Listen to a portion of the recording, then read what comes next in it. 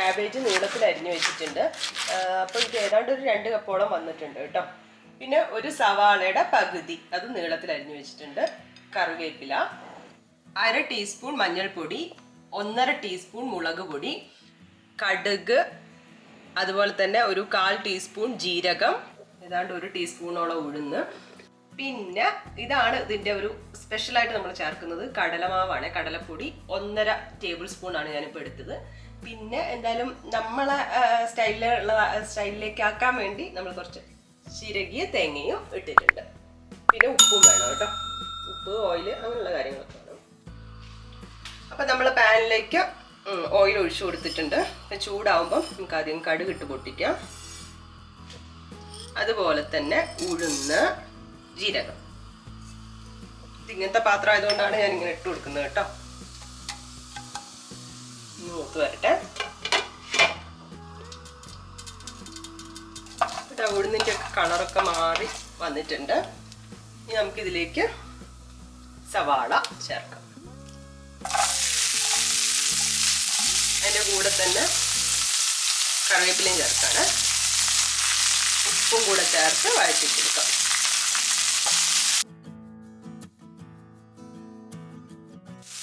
ഒന്ന് വാടി വരുന്ന സമയത്ത് നമുക്കിതിലേക്ക് മഞ്ഞൾ, അതുപോലെ തന്നെ മുളക് പൊടി ചേർക്കാം.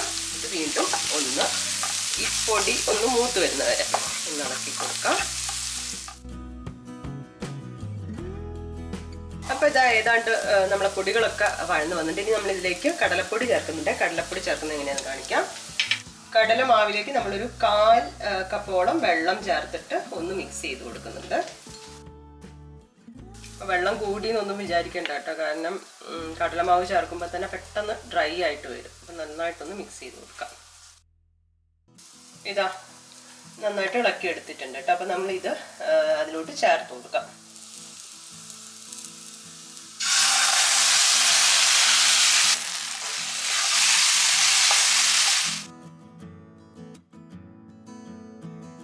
അപ്പോൾ ഇതാ കണ്ട ഡ്രൈ ആയി വന്നിട്ടുണ്ട്. ഇനി നമ്മളിതിലേക്ക് നമ്മുടെ മെയിനായിട്ടുള്ള ക്യാബേജ് ഇട്ട് കൊടുക്കുകയാണ്.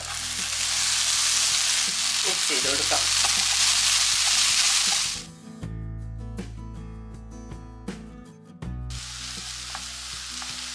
ഇതിപ്പം മിക്സായിട്ട് വന്നിട്ടുണ്ട്.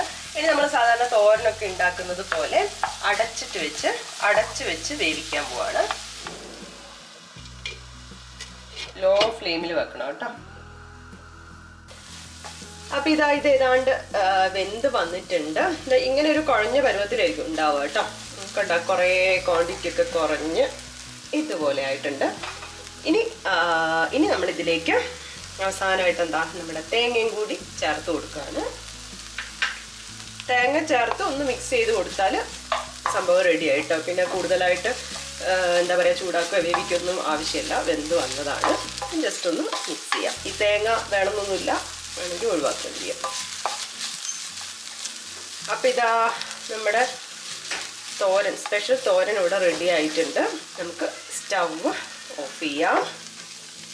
കണ്ടോ ഇതിൻ്റെ എത്ര നമ്മൾ എടുത്തിട്ടുണ്ടായിരുന്നു, അതിൻ്റെ അളവൊക്കെ വളരെ കുറഞ്ഞു വന്നിട്ടുണ്ട്.